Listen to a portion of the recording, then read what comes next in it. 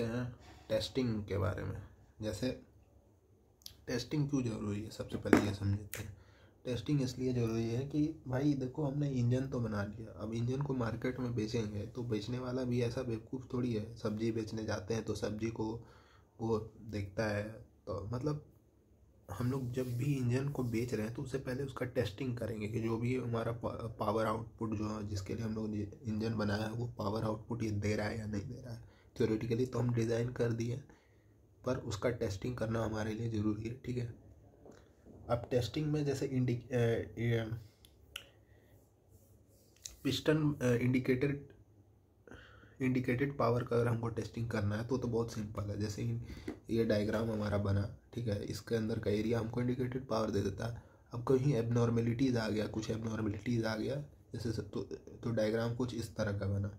तो यहाँ पर ये सडन प्रेशर में राइज देखने को मिला। इसका मतलब क्या है कि फ्यूल इंजेक्शन के टाइम पे यहाँ पे सडन प्रेशर में राइज देखने को मिला, मतलब सडन प्रेशर एनर्जी बढ़ गया, ठीक है। तो यहाँ से हम अपना फ्यूल सप्लाई को थोड़ा कंट्रोल कर लेंगे।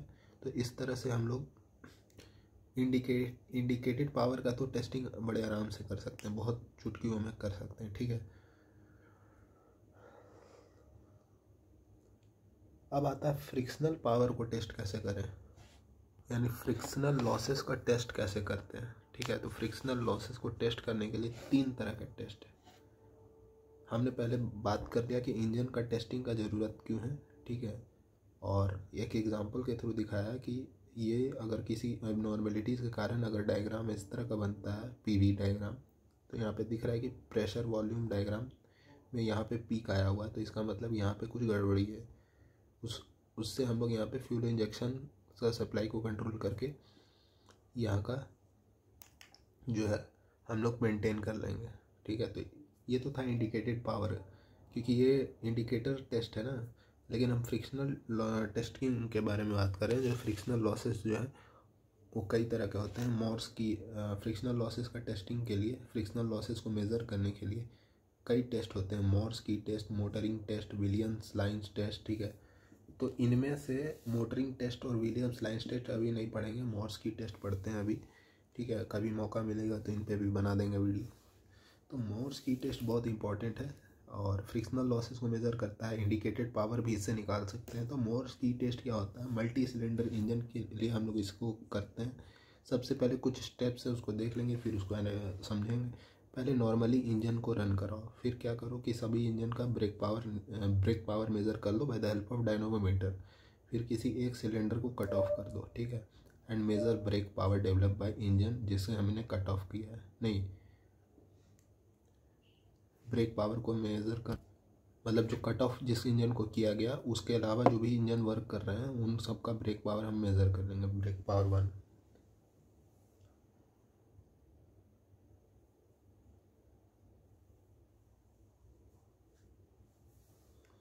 फिर उसके बाद रीस्टार्ट इंजन 1 को फिर रीस्टार्ट करेंगे एंड कट ऑफ सिलेंडर 2 को कट ऑफ करेंगे, फिर ब्रेक पावर सेकंड मेज़र कर लेंगे और इसी तरह से ये प्रोसेस रिपीट होगा। तो क्या है ये तो हम समझ गए, ये तो स्टेप्स था, इस तरह से हम लोग करते हैं। अब कैसे करते हैं वो देखते हैं। मॉर्स की टेस्ट, हेडिंग है मॉर्स की टेस्ट।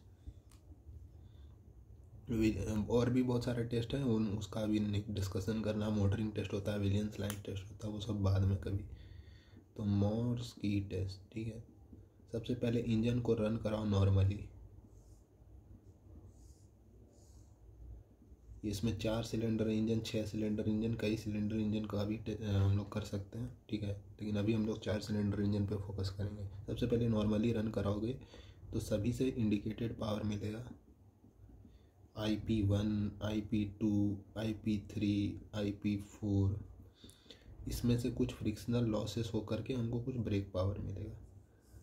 अब ब्रेक पावर को हम कैसे मेज़र करेंगे, इंडिकेटेड पावर को कैसे मेज़र करेंगे, ये सब बातें हम लोग कर चुके हैं।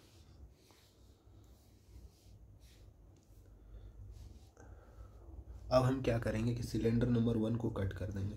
तो सिलेंडर नंबर 1 को कट कर देंगे तो अब second cylinder, third cylinder, fourth cylinder तो अभी भी ऑपरेशनल है। फर्स्ट सिलेंडर इंजन को कट करने का मतलब क्या, हमने फ्यूल सप्लाई को कट ऑफ किया है। फ्यूल सप्लाई को कट ऑफ किया मतलब अगर SI इंजन है तो स्पार्क प्लग बंद किया है, अगर CI इंजन है तो डीजल का सप्लाई बंद किया है, ठीक है। लेकिन फिर भी ये इंजन रन, कंबशन नहीं होगा इसमें, लेकिन ये ऊपर नीचे रन तो करेगा भाई, रन तो करेगा ना, तो कुछ फ्रिक्शनल लॉसेस तो इसमें आएगा ना।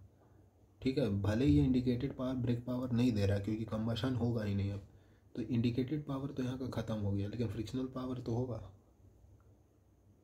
तो ठीक है, इंडिकेटेड पावर अब 2 से मिलेगा, सिर्फ IP2 IP3 IP4 minus frictional power, वही फ्रिक्शनल पावर यहाँ भी मिलेगा क्योंकि फ्रिक्शनल पावर थोड़ी चेंज होने वाला है, रन तो अभी भी करेगा ना। और ये ब्रेक पावर हम लोग 1 दे दें, इसको ब्रेक पावर 1 दे देते हैं। तो अब देखो इन दोनों इक्वेशन से, फर्स्ट इक्वेशन और सेकंड इक्वेशन से हम देखें तो कौन कौन सा टर्म कॉमन है, यहाँ से लेके यहाँ तक का टर्म कॉमन है। तो इंडिकेटेड पावर 1 प्लस का brake power 1 is equals to brake power. ठीक है, तो यहाँ से इंडिकेटेड पावर 1 बड़े आसानी से हम लोग मेज़र कर लेंगे। ये ब्रेक पावर जो चारों सिलेंडर इंजन ऑपरेशनल था और एक सिलेंडर को कट ऑफ करने के बाद जो ब्रेक पावर आया, उन दोनों का डिफरेंस आ जाएगा इंडिकेटेड पावर 1। और ये ब्रेक पावर कैसे मेज़र करेंगे, डायनोमीटर के हेल्प से। ठीक है, तो इंडिकेटेड पावर 1 आ गया। उसी तरह से इंडिकेटेड पावर 2 निकालेंगे जब हम इंजन 1 को वापस से फिर से रीस्टार्ट करेंगे और सेकंड सिलेंडर का सप्लाई कट कर देंगे। ठीक है, तो अब क्या होगा, अब सेम इक्वेशन बनेगा, IP1 सेम नहीं बनेगा, IP3 प्लस IP4 माइनस का frictional power is equals to brake power 2। ठीक है, सेकंड इक्वेशन। थर्ड इक्वेशन, अब इन दोनों इक्वेशन को देखो, कुछ टर्म सेम है, तो IP2 यहाँ से निकल जाएगा, IP2 प्लस का brake power 2 is equals to brake power. तो यहाँ से IP2 निकल जाएगा ब्रेक पावर माइनस का ब्रेक पावर 2। ब्रेक पावर जब सेकंड सिलेंडर इंजन को कट किए तो जो रिमेनिंग इंजन ऑपरेशनल है उसका ब्रेक पावर। ठीक है, तो IP1 पता लग गया, IP2 पता लग गया, उसी तरह से IP3 पता लग जाएगा,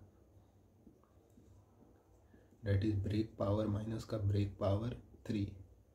उसी तरह से IP4 पता लग जाएगा, ब्रेक पावर माइनस का ब्रेक पावर 4। ठीक है, ये चारों सिलेंडर का हम लोग इंडिकेटेड पावर निकाल चुके हैं। फ्रिक्शनल पावर हमको निकालना था, फ्रिक्शनल लॉस कितना हुआ है, तो फ्रिक्शनल लॉस भी निकल जाएगा बड़े आसानी से। फ्रिक्शनल पावर क्या हो जाएगा, IP1 plus IP2 IP3 plus IP4 minus का ब्रेक पावर। ठीक है, यहाँ से फ्रिक्शनल लॉस हमको कितना है वो पता लग जाएगा। IP1 IP2 IP3 IP4 हम लोग निकाल चुके हैं, ब्रेक पावर पता था पहले से, ब्रेक डायनोमीटर से हम लोग मेज़र कर लेते हैं, तो यहाँ से हम लोग फ्रिक्शनल पावर निकाल सकते हैं। फ्रिक्शनल लॉसेस में लॉस कितना हुआ फ्रिक्शन में वो हम लोग निकाल सकते हैं। इंडिकेटेड पावर भी निकाल सकते हैं हर एक इंजन का, और टोटल इंडिकेटेड पावर भी निकाल सकते हैं, फ्रिक्शनल पावर भी निकाल सकते हैं, मैकेनिकल इफिशिएंसी भी निकाल सकते हैं, that is indicated power by brake power by indicated power. ठीक है, एक इस पे क्वेश्चन देखते हैं ना, वो तो क्वेश्चन है 4 स्ट्रोक 4 सिलेंडर पेट्रोल इंजन है, tested for frictional power by Morse test, if brake power develop in normal condition is 2000 kilowatt. ठीक है, ब्रेक पावर हमको दे दिया है जब चारों सिलेंडर ऑपरेशनल है तो 2000 kilowatt. Once the cylinder are cut off 1 by 1, यानी BP1 पता है 1450, BP2 पता है कितना है 1420, BP3 पता है 1530, BP4 पता है 1500। मैकेनिकल इफिशिएंसी निकालने का है, सिंपल क्वेश्चन। इंडिकेटेड पावर निकाल लो और जोड़ दो सबका। इंडिकेटेड पावर 1 क्या हो जाएगा, ब्रेक पावर माइनस का ब्रेक पावर 1। ठीक है, तो ब्रेक पावर कितना है 2000, माइनस से 1450 घटाएंगे तो 550 आ जाएगा। इंडिकेटेड पावर 2 कितना आ जाएगा, ब्रेक पावर माइनस का ब्रेक पावर 2, यानी 2000 में से 1420 यानी कितना आ जाएगा 580। इंडिकेटेड पावर 3 अगर कहे ब्रेक पावर माइनस का ब्रेक पावर 3, यह आ जाएगा हमारा 2000 में से 1530 घटाएंगे तो कितना आएगा 470। इंडिकेटेड पावर 4 कितना आ जाएगा, ब्रेक पावर 2000 में से 1500 घटाएंगे तो यानी 500 आ जाएगा। ठीक है, अब मैकेनिकल एफिशिएंसी क्या होता है, इन सब का समेशन करेंगे तो कितना आ जाएगा, 2100 आ जाएगा। ठीक है, करके देख सकते हैं। 5 8 13 7, 5 8 13 7 20, हाँ तो 2100 आ जाएगा। मैकेनिकल एफिशिएंसी क्या हो जाता है, brake power by indicated power. Indicated power कितना है मेरा 2100, ब्रेक पावर कितना दिया हुआ है क्वेश्चन में 2000, रेशियो निकल जाएगा। अब फ्रिक्शनल लॉस अगर कोई बोले निकालना है, हालांकि इसमें पूछा तो नहीं है, तो फ्रिक्शनल लॉसेस यानी फ्रिक्शनल पावर निकालना है तो IP1 plus IP2 plus IP3 plus IP4 ये सब निकाल के रखा हुआ है हमने, में से ब्रेक पावर घटा देंगे। जब चारों सिलेंडर ऑपरेशनल था तो यहाँ से फ्रिक्शनल लॉस भी निकल जाएगा।